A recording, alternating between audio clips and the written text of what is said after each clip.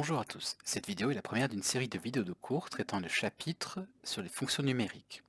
L'objectif ici est de parler de manière générale de ce que c'est que la notion de fonction.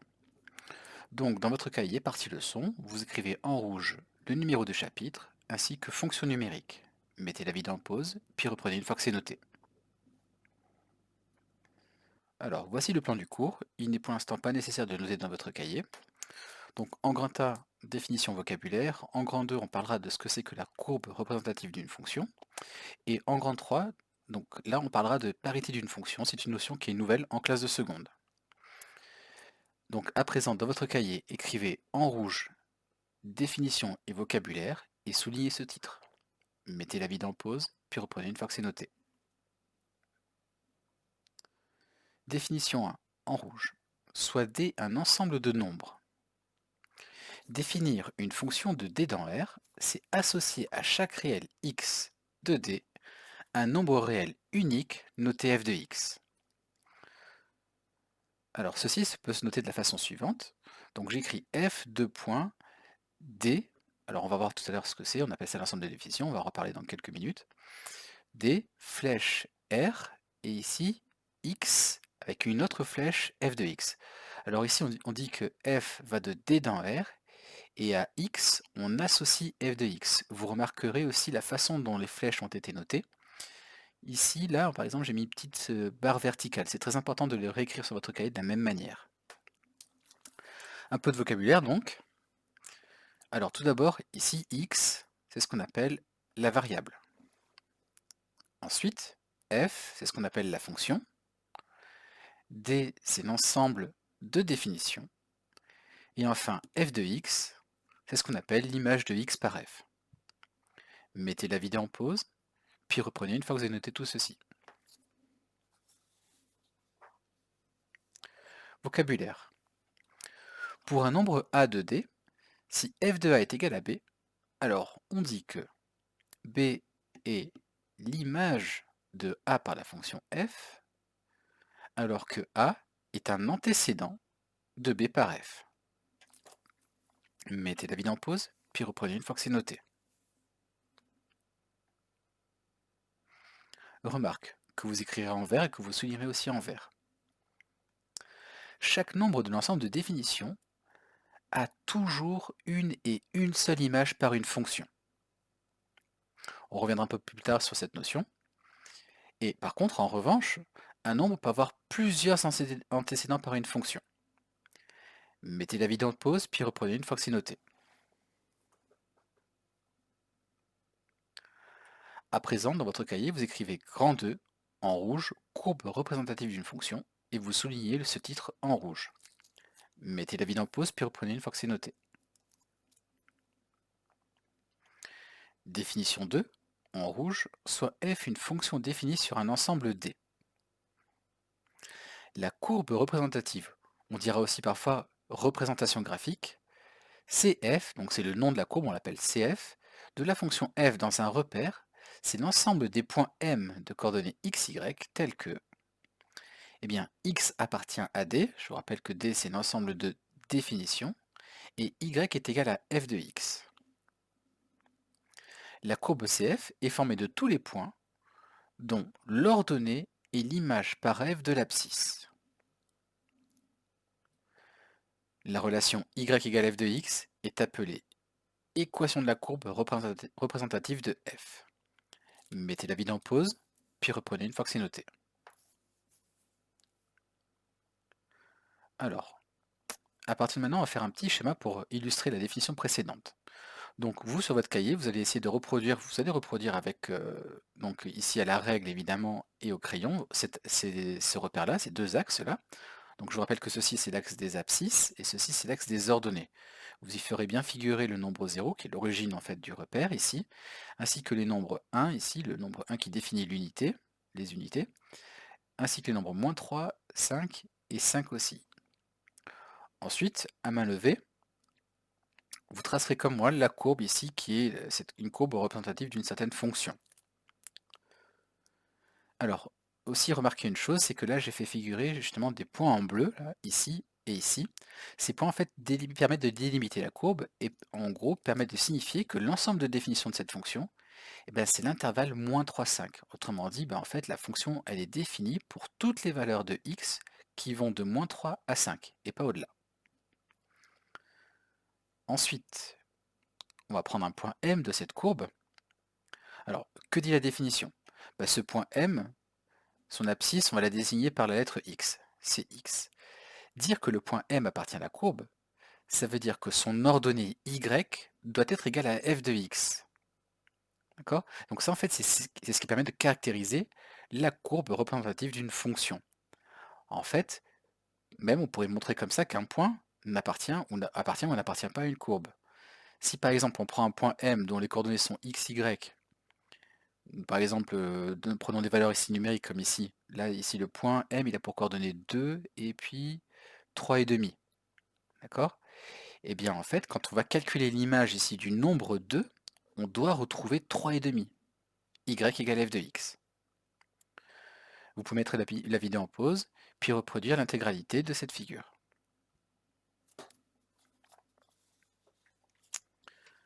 À présent, dans votre cahier, vous écrivez grand 3 en rouge, parité d'une fonction. Soulignez ce titre aussi, en rouge. Mettez la vidéo en pause, puis reprenez une fois que c'est noté. Définition 3 en rouge. On considère une fonction f définie sur l'ensemble D. On dirait que f est une fonction paire, alors là en abrégé j'écris f est paire, si les deux conditions suivantes sont vérifiées. Donc là on va écrire deux conditions, on va compléter ensemble. Et je vous donne, avant de même de donner les deux conditions, en fait, la courbe représentative d'une certaine fonction qui, en fait, j'affirme être qui est paire. Alors, la première condition, c'est quoi? Eh bien, en fait, c'est que son ensemble de définition, D, il est centré en 0. Qu'est-ce que ça veut dire qu'il est centré en 0? Ben, ça veut dire que si je prends n'importe quel nombre x de cet ensemble de définition, ben, il faut que, nécessairement, moins x doit aussi appartenir à D. Exemple d'intervalle centré en 0, bah, par exemple l'intervalle moins 1, 1, moins 2, 2, moins 3, 3, moins 4, 4, moins 10, 10, etc. Donc ça, c'est la première condition pour dire qu'une fonction est paire. La deuxième condition, maintenant, c'est que si je prends les images respectives des nombres x et moins x, vous voyez, donc là j'ai reporté ici, et l'image, on va la lire justement sur cet axe-là, l'image de x et l'image de moins x, et ben l'image de x c'est f de x, et l'image de moins x c'est f de moins x. Et ben les deux images ici, elles sont égales, elles correspondent. Ben c'est exactement justement la deuxième condition qui va nous permettre de caractériser ce que c'est qu'une fonction paire. Pour tout nombre réel x de l'ensemble de définition D, on a f de moins x égale à f de x. Et donc, graphiquement, ceci se traduit par la chose suivante, c'est que dans un repère orthogonal, alors repère orthogonal ça veut simplement dire que les deux axes ici, là, ils doivent être perpendiculaires. Vous devez savoir qu'il existe des repères qui ne sont pas orthogonaux, c'est-à-dire des repères pour lesquels les axes ne sont pas perpendiculaires. Donc ici, nous, on se place dans un repère orthogonal, et bien la courbe représentative d'une fonction paire est symétrique par rapport à l'axe OY. Mettez la vidéo en pause, puis reprenez une fois que c'est noté. Définition 4 maintenant. On considère une fonction f définie sur l'ensemble D. Cette fois-ci, on dirait qu'une fonction f est impaire si les deux conditions suivantes sont vérifiées. Alors la première, en fait, c'est exactement pareil que la définition précédente. Il faut que D, il est important que D soit centré en 0. Je vous rappelle, D centré en 0, c'est par exemple l'intervalle moins 1, 1, moins 2, 2, etc. La deuxième condition va ressembler un petit peu à ce qu'on a vu précédemment. En fait, ici, on va avoir f de moins x égale à non pas f de x, mais moins f de x, c'est-à-dire l'opposé de f de x. Graphiquement, voilà ce que ça donne. On a la courbe représentative ici d'une fonction impaire. Si je prends x, l'image ici par f de x, on la représente ici, l'image c'est f de x. De même, l'image de moins x, c'est f de moins x. Vous remarquez une chose ici, c'est que les deux images là, cette fois-ci, elles ne sont pas égales, par contre elles sont opposées. Autrement dit, f de moins x, c'est l'opposé de f de x. F de moins x est égal à moins f de x. Dans un repère orthogonal, La courbe représentative d'une fonction impaire, cette fois-ci, est symétrique par rapport à l'origine du repère. D'accord? Ici, en fait, si on prend n'importe quel point de la courbe, par exemple celui-ci, eh bien, si je prends son symétrique par rapport à l'origine du repère, je retombe sur un point de la courbe. C'est pour ça que j'ai tracé cette espèce de diagonale ici. Mettez la vidéo en pause, puis reprenez une fois que c'est noté. Alors à présent, on va voir des exemples de fonctions paires et des fonctions impaires. Donc je vous propose pour cela de visualiser quelques exemples donc à l'aide du logiciel GeoGebra. Ici est représentée la courbe de la fonction x au carré, la fonction qui a x associe x carré. D'accord? C'est cette courbe qui est définie en rouge. Remarquez une chose, c'est que si je prends par exemple ici le point M d'abscisse x, donc son ordonnée ici c'est f de x, et bien maintenant si je prends moins x, l'image par f de moins x, et bien en fait elle correspond à f de moins x, ça correspond à avec f de x. Et en fait on le voit bien intuitivement, hein, vous remarquez bien que la courbe elle est parfaitement symétrique par rapport à cet axe vertical, l'axe des ordonnées. Vous voyez? Je peux même me faire promener mon point M. Si je prends le symétrique du point M par rapport à cet axe-là, je retombe toujours sur ce point, sur un point M' de la courbe. Alors ça c'est pour x au carré. Donc on voit que la fonction kx associe x au carré est paire. Qu'en est-il d'autres fonctions telles que par exemple x au cube? Alors là cette fois-ci x au cube, vous voyez, elle est symétrique, la courbe est symétrique par rapport à l'origine. Celle-ci elle est impaire. X au cube. X puissance 4, elle est paire.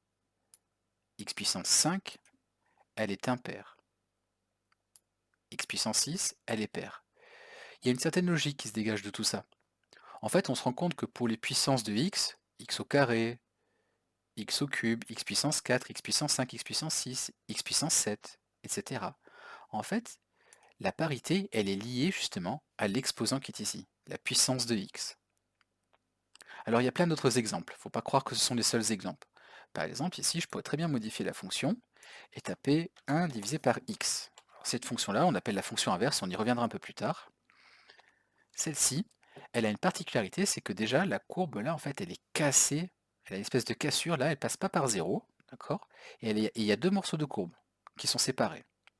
Et bien là encore, on est en présence d'une fonction qui est impaire. Donc, à la suite de votre cours, on va noter quelques exemples. Donc, exemple de fonction paire et impaire, eh bien toutes les fonctions définies sur R par f de x égale x au carré, x puissance 4, x puissance 6, etc., on a vu que ce sont des fonctions paires. Les fonctions définies sur R par f de x égale x, alors x sous-entendez x puissance 1, x au cube, x puissance 5, etc., 1 sur x aussi. Toutes ces fonctions-là, alors 1 sur x, attention, elle n'est pas définie sur R, elle est définie pour des valeurs de x différentes de 0, mais j'y reviendrai un peu plus tard. Tous ces exemples en tout cas que j'écris ici sont des fonctions impaires. Cette vidéo est à présent terminée. Je vous laisse la mettre en pause afin de noter le dernier contenu sur cette page-là.